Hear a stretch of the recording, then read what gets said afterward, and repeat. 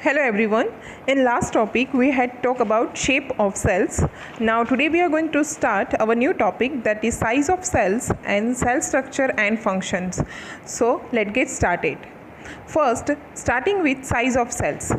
The size of cell in living organisms may be as small as a millionth of a meter. कि अगर हम बात करें, जैसे कि हमने आगे देखा कि कोई भी एक लिविंग ऑर्गेनिजम्स है वो सेल से बना है, तो ये सेल की साइज़ क्या होती है। तो अगर हम 1 मीटर का मिलियंथ पार्ट करें तो same to same living organisms का सेल भी ऐसा ही होगा, इन द सेंस कि मिलियंथ ऑफ अ मीटर, जिसको माइक्रोन या माइक्रोमीटर भी कह सकते हैं, और may be as large as a few centimetres. However, most of the cells are microscopic in size and are not visible to the unaided eyes. कि mostly अगर हम हर एक ऑर्गेनिजम्स के सेल्स की बात करें तो वो सेल्स माइक्रोस्कोप के अंदर हमें देखने पड़ते हैं, क्योंकि वो मोस्टली ऐसे ऑर्गेनिजम्स के सेल्स हमें नेकेड आइज नहीं देखने को मिलते हैं. They need to be enlarge magnified by a microscope, कि उसको देखने के लिए हमें मैग्नीफाइंग ग्लासेस माइक्रोस्कोप की ज़रूरत पड़ती है. The smallest cell is 0.1 to 0.5 micrometre in bacteria. जैसे कि सारे लिविंग ऑर्गेनिजम्स है उसमें से बैक्टीरिया सबसे स्मॉल है, तो उसका जो सेल है उसका डायामीटर 0.1 to 0.5 माइक्रोमीटर रहता है. The largest cell measuring 170 micrometer by 130 micrometer is the egg of an ostrich. कि जैसे ही ऑस्ट्रिच बर्ड है, अगर हम उसकी बात करें तो उसका जो एग है तो वो लार्जेस्ट सेल माना जाता है, जिसका डायामीटर 170 माइक्रोमीटर बाय 130 माइक्रोमीटर का रहता है. So here is the one activity, boil a hen's egg, remove the shell. What do you observe कि अगर हम कोई हैन का एग ले और उसको बॉईल करें तो वो शेल में हमें क्या देखने को मिलता है जब उसका शेल रिमूव कर देते हैं हम तभी. अ white material surrounded by the yellow part, कि आपने देखा होगा कि जो येलो पार्ट है उसके आसपास में वाइट कलर का मटीरियल हमें देखने को मिलता है. White material is albumin which solidified on boiling, कि जो एल्ब्यूमिन है, जो वाइट मटेरियल है उसको एल्ब्यूमिन्स कहते हैं. जब भी हम बॉईल करते हैं तो वो सॉलिड हो जाता है. And the yellow part is yolk, तो जो येलो पार्ट होता है उसको क्या कहते हैं, योक कहते हैं. मतलब कि जो वाइट पार्ट है उसको एल्ब्यूमिन कहेंगे और जो येलो पार्ट है उसको योक कहते हैं. तो ये जो पूरा पार्ट मिलता है तो वो एक सिंगल सेल बनता है, मतलब कि जो हैंस का एग है वो एक सिंगल सेल है. So here one question arise, are the cells in an elephant larger than the cells in a rat. क्या एलिफेंट जो एक बड़ा लिविंग ऑर्गेनिजम्स है और रैट है वो छोटा लिविंग ऑर्गेनिजम्स है, तो क्या इन दोनों के सेल्स में कोई फ़र्क पड़ेगा?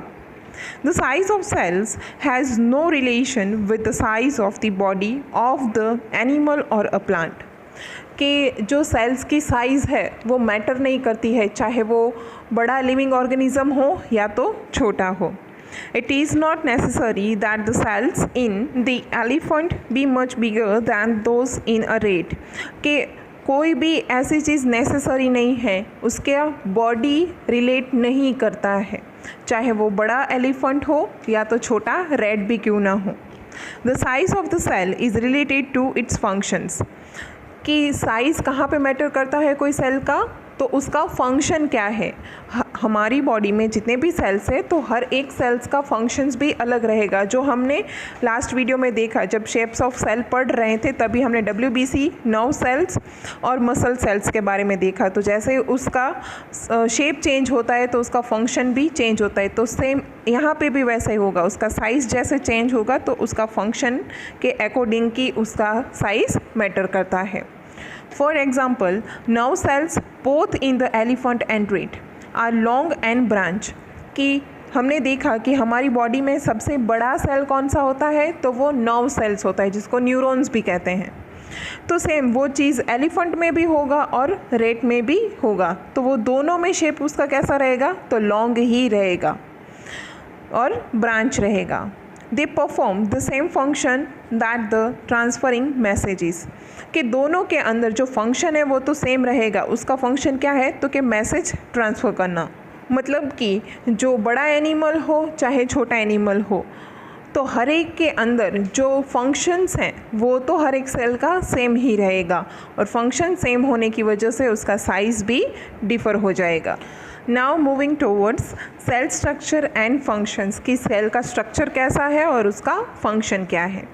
You have learned that each living organisms has many organs, कि जैसे कि हमने स्टैंडर्ड 7th में भी पढ़ा कि हर एक ऑर्गेनिजम्स में बहुत सारे ऑर्गन्स होते हैं। You have studied in class 7 about the digestive organs which together constitute the digestive system।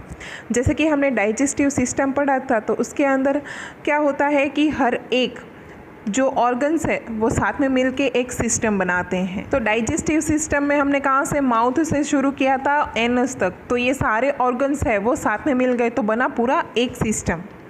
Each organ in the system performs different functions such as digestion, assimilation and absorptions, कि जब भी एक system होता है तो उसके अंदर जितने भी ऑर्गन्स होते हैं तो हर एक ऑर्गन्स का काम अलग होता है। फॉर एग्जांपल हम बात करें बकल के वीटी की, तो उसका काम क्या है, जब भी हमने खाना लिया तो उसका काम है च्यो करना, चिमंग करना। सेम चीज़ जब भी खाना नीचे जाता है, स्टमक में जाता है, तो वो लीवर के थ्रू क्या होता है, डाइजेशन होना शुरू हो जाता है। तो डाइजेस्ट होना, एसिमिलेशन होना और एब्जॉर्प्शन होना, तो ये सारे फंक्शंस भी ऑर्गन्स के साथ अलग हो जाते हैं। Similarly different organs of a plant perform specific या स्पेशलाइज्ड फंक्शंस, कि जैसे ही एक लिविंग ऑर्गेनिजम्स में जैसे एनिमल्स में होता है, सेम टू सेम प्लांट्स के अंदर भी वैसा ही होता है। जैसे क्योंकि प्लांट भी एक लिविंग ऑर्गेनिज्म है, उसके अंदर भी सेल्स होते हैं, तो उसका भी एक स्पेसिफिक परफॉर्मेंस फंक्शंस रहता है। For example roots help in the absorption of water and minerals. तो रूट भी अगर हम उसको कंपेयर करें कोई ऑर्गन के साथ, तो रूट का काम क्या है कि सॉइल में से वो पानी को एब्जॉर्ब करता है, तो वो पानी के साथ सारे मिनरल्स और जितनी भी दूसरी चीज़ें हैं तो वो उसके साथ आती है, जो कि प्लांट्स को न्यूट्रिशंस देती हैं। Leaves are responsible for synthesis of food, कि हमने देखा कि प्लांट के अंदर किचन का काम कौन करता है, लीव्स करता है। तो फोटोसिंथेसिस प्रोसेस होता है, मतलब सिंथेसिस ऑफ फूड, तो वो काम किसका है, लीव्स का है। तो हर एक फंक्शंस अलग होगा, तो उसके जो सेल्स हैं वो भी डिफरेंट होंगे। Each organ is further made up of smaller part called tissues, कि जब सारे सेल साथ में मिलते हैं तो वो क्या बनाते हैं, टिश्यूज़ बनाते हैं। पहले एक सिंगल सेल था, बाद में बहुत सेल्स हुए साथ में, तो वो कंबाइंड हुआ तो ग्रुप ऑफ सेल बना, जिसको टिश्यूज़ कहते हैं। A tissue is a group of similar cell performing a specific functions, के टिश्यू भी क्या करेंगे, वो ग्रुप ऑफ सेल्स हैं जो एक स्पेशल फंक्शंस आइडेंटिफाई करते हैं।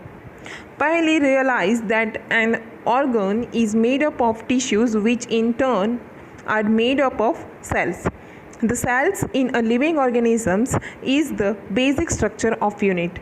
जैसे कि अभी हमने देखा कि सेल्स में से टिश्यूज़ बनते हैं, टिश्यूज़ साथ में मिलकर एक ऑर्गन बनाएंगे और ऑर्गन साथ में मिलकर एक सिस्टम बनाएंगे, तभी एक बॉडी बनेगा।